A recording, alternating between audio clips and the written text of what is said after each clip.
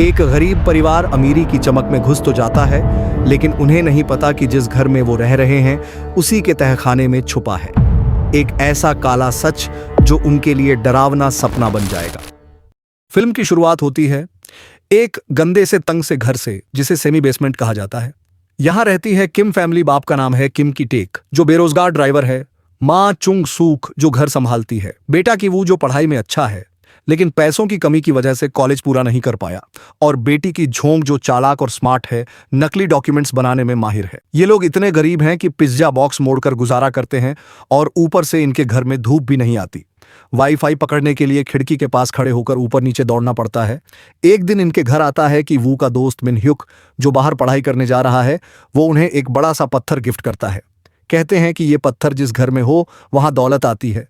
पूरा परिवार उस पत्थर को देखकर खुश हो जाता है और सोचता है कि अब उनकी किस्मत बदल जाएगी। मिन ह्युक कहता है कि वो एक अमीर घर की लड़की दाहे को इंग्लिश पढ़ाता है, लेकिन अब उसे बाहर जाना है तो वो चाहता है कि कीवू उसकी जगह ट्यूटर बन जाए। पहले तो कीवू मना करता है क्योंकि उसके पास असली डिग्री नहीं है, लेकिन उसकी बहन की झोंक अपने टैलेंट से एकदम असली जैसी नकली डिग्री बना देती है। इसके बाद कीवू पहली बार पार्क फैमिली के आलीशान घर पहुंचता है। वहां सब कुछ बहुत बड़ा और शानदार है। इतना बड़ा लॉन और इतने बड़े शीशे देखकर कि वो दंग रह जाता है। वहां उसे मिलती है मिसेस पार्क, जो थोड़ी भोली और आसानी से बेवकूफ बन जाने वाली औरत है। कीवू को टेस्ट करने के बाद वो तुरंत उसे अपनी बेटी दाहे का ट्यूटर रख लेती है। अब कीवू को लगता है कि अगर वो यहां घुस गया तो धीरे धीरे बाकी फैमिली को भी अंदर लाया जा सकता है। फिर आता है अगला मौका। मिसेस पार्क अपने छोटे बेटे द सोंग के लिए एक आर्ट टीचर ढूंढ रही होती है कि वो चालाकी से अपनी ही बहन का नाम जेसिका बताकर उसे रिकमेंड कर देता है। अगले दिन की झोंग यानी जेसिका घर आती है। वो ऐसे बिहेव करती है जैसे बहुत बड़ी आर्ट थेरेपिस्ट हो। उसकी बातों से मिसेस पार्क तुरंत प्रभावित हो जाती है और उसे भी जॉब दे देती है। अब पार्क फैमिली को पता ही नहीं कि ये दोनों भाई बहन हैं। इसके बाद की झोंक सोचती है कि अब ड्राइवर को भी हटाना चाहिए। वो एक चाल चलती है। एक दिन कार में जानबूझकर अपनी अंडरवियर छोड़ देती है। मिसेस पार्क जब वो देखती है तो उसे लगता है कि ड्राइवर किसी गलत औरत को कार में लाता है। ये बात मिस्टर पार्क को बहुत गंदी लगती है और वो तुरंत ड्राइवर को निकाल देते हैं। अब नए ड्राइवर की जगह पर आता है कि टेक, यानी खुद किम फैमिली का बाप। वो पार्क फैमिली को बता देता है कि ये बहुत एक्सपीरियंस्ड और भरोसेमंद ड्राइवर है और उसे भी नौकरी मिल जाती है।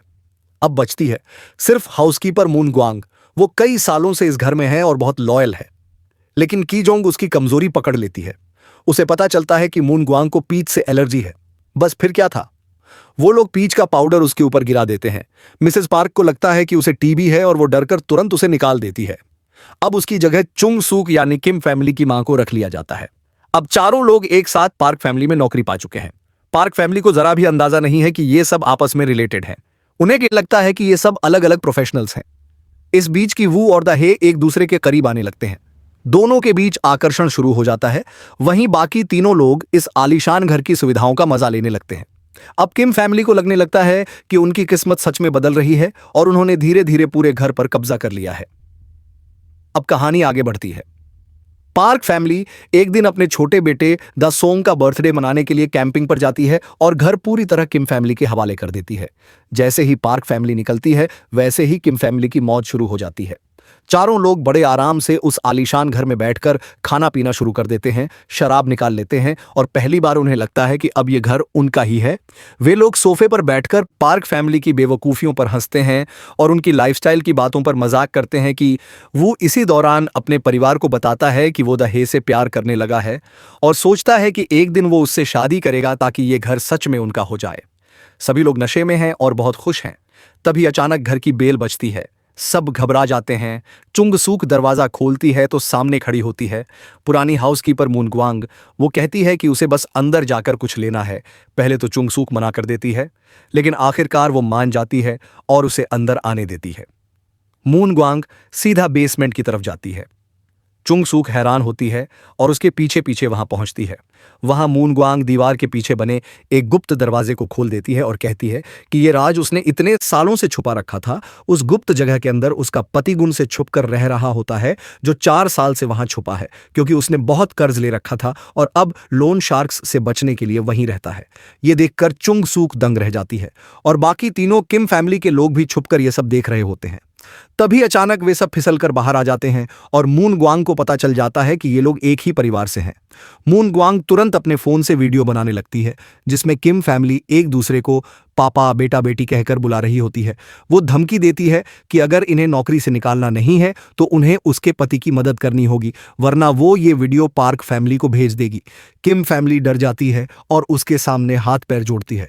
तभी अचानक फोन बजता है और पार्क फैमिली का मैसेज आता है कि बारिश की वजह से कैंपिंग कैंसिल हो गई है और वे थोड़ी देर में घर लौट रहे हैं। ये सुनते ही किम फैमिली का हाल खराब हो जाता है। वे लोग जल्दी से मून ग्वांग और उसके पति को बेसमेंट में धकेल कर बांध देते हैं और ऊपर भागकर घर को साफ करने लगते हैं ताकि पार्क फैमिली को कुछ पता न चले। अब जैसे ही पार्क फैमिली घर लौटती है, चुंग सूक किचन में उनके लिए जल्दी जल्दी खाना बनाने लगती है और बाकी तीनों किसी तरह छुप जाते हैं। इसी बीच बेसमेंट में बंधी हुई मून ग्वांग खुद को छुड़ाने की कोशिश करती है और ऊपर आकर मदद मांगती है, लेकिन चुंग सूक उसे धक्का मार देती है और वो सीढ़ियों से गिरकर बुरी तरह चोट खा लेती है। उसका सिर लग जाता है और धीरे धीरे उसकी हालत खराब होने लगती है। गुन से बेसमेंट में बंधा हुआ रोने चिल्लाने लगता है और लाइट्स के जरिए मोर्स कोड भेजने की कोशिश करता है, जिसे वो कई सालों से करता आ रहा था, लेकिन मिस्टर पार्क ने कभी समझा ही नहीं था। ऊपर किम फैमिली बड़ी मुश्किल से छुपकर निकलती है और रात में अपने घर लौटती है, पर वहां पहुंचकर देखते हैं कि बारिश की वजह से पूरा इलाका डूब चुका है। उनका सेमी बेसमेंट घर गंदे पानी से भर गया है, सब कुछ बह चुका है और उनके पास बचाने लायक कुछ नहीं होता। वो लोग बाकी बेघर लोगों के साथ जिम्नेजियम में रात गुजारते हैं। दूसरी तरफ मून ग्वांग की हालत इतनी खराब हो जाती है कि उसकी मौत हो जाती है और गुन से पूरी तरह अकेला हो जाता है। अगली सुबह पार्क फैमिली अपने बेटे दा सोंग का बर्थडे मनाने की तैयारी करती है और किम फैमिली को भी बुला लेती है। ये लोग मजबूरी में वहां आते हैं जबकि उनके खुद के हालात बहुत खराब होते हैं कि टेक यानी बाप अंदर से बहुत दबा हुआ महसूस करता है। उसे गुस्सा आता है कि अमीर लोग इतनी आसानी से गरीबों की जिंदगी को नजरअंदाज कर देते हैं और मजे में रहते हैं। पार्टी में सब कुछ रंगीन और शानदार होता है। मिसेस पार्क चुंग सूक को तरह तरह के काम देती रहती है और खुद अपनी मेहमानों के साथ हंसती खेलती रहती है। इस दौरान किम फैमिली मन ही मन परेशान होती है, खासकर कि टेक, जिसे मिस्टर पार्क की बातें चुभती हैं। मिस्टर पार्क बार बार गरीब लोगों की बदबू और गंदगी का जिक्र करता है और कहता है कि वो लोग अलग तरह की स्मेल रखते हैं। ये सुनकर कि टेक चुपचाप रह जाता है, लेकिन उसके अंदर गुस्सा जमा होता रहता है। उधर की वो पत्थर लेकर बेसमेंट की तरफ जाता है। उसका इरादा होता है कि वो गुनसे को खत्म कर देगा ताकि उनके रास्ते का रोड़ा साफ हो जाए, लेकिन वहां पहुंचते ही गुनसे उस पर हमला कर देता है और उसी पत्थर से उसका सिर फोड़ देता है। इसके बाद गुनसे पागलों की तरह ऊपर पार्टी में पहुंच जाता है और सबको चौंका देता है। गुनसे पार्टी में पहुंचते ही चाकू से हमला कर देता है और सबसे पहले की जोंग को छाती में चुभा देता है। पार्टी में अफरा तफरी मच जाती है, बच्चे चीखने लगते हैं, मेहमान भागने लगते हैं और उसी वक्त छोटे बेटे दा सोंग को पुरानी ट्रॉमा वाली घटना याद आ जाती है। जब उसने बेसमेंट से निकलते हुए गुनसे की शक्ल देखी थी, वो डर के मारे जमीन पर गिरकर दौरा पड़ने लगता है कि टेक भागकर अपनी बेटी की झोंक को बचाने की कोशिश करता है। चुंग सूक गुनसे से भिड़ जाती है और उसे सींग घोंपकर खत्म कर देती है, लेकिन तब तक देर हो चुकी होती है कि जोंग लहूलुहान होकर जमीन पर पड़ी होती है और उसका खून लगातार बह रहा होता है। उसी बीच मिस्टर पार्क घबराकर चिल्लाता है कि कार की चाबी दो ताकि वो अपने बेटे दा सोंग को तुरंत अस्पताल ले जा सके। चाबी लड़ाई झगड़े में गुनसे और चुंग सूक के नीचे गिर जाती है। मिस्टर पार्क जब चाबी उठाने जाता है तो उसे गुनसे की लाश और उसकी बदबू महसूस होती है और वो नाक सिकोड़कर पीछे हट जाता है। ये देखकर कि टेक का सब्र टूट जाता है। उसे लगता है कि अमीर लोग गरीबों की जान की परवाह नहीं करते, सिर्फ उनकी गंध और उनकी गरीबी से नफरत करते हैं। तभी अचानक वो उठता है और गुस्से में मिस्टर पार्क को चाकू से मार डालता है। पूरे माहौल में और ज्यादा हड़कंप मच जाता है। मेहमान चीखते चिल्लाते हैं और कि टेक वहां से भाग जाता है। आगे की कहानी की वू की जुबानी सुनाई जाती है। वो बताता है कि उसकी बहन की झोंक मर गई और उसे खुद कोमा से बाहर आने में कई हफ्ते लगे। उसके सिर में ऑपरेशन हुआ। चुंग सूक और किवू को मामूली सजा मिली और दोनों प्रोबेशन पर छूट गए।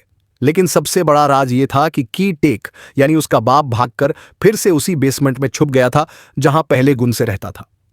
वो अब वहीं से लाइट के जरिए मोर्स कोड भेजता है ताकि उसका बेटा समझ सके कि वो अब भी अपने पिता से जुड़ा हुआ महसूस करता है। वो हर रात उस घर को दूर से देखता है और सपने देखता है कि एक दिन इतना अमीर बन जाएगा कि वो घर खरीद लेगा और अपने पिता को आजाद कर देगा। फिल्म का आखिरी सीन दिखाता है कि वो अपने सपने में सोचता है कि उसने बहुत पैसे कमा लिए हैं और उस घर को खरीद लिया है और एक दिन वो बेसमेंट से अपने पिता को बाहर निकालकर गले लगाता है।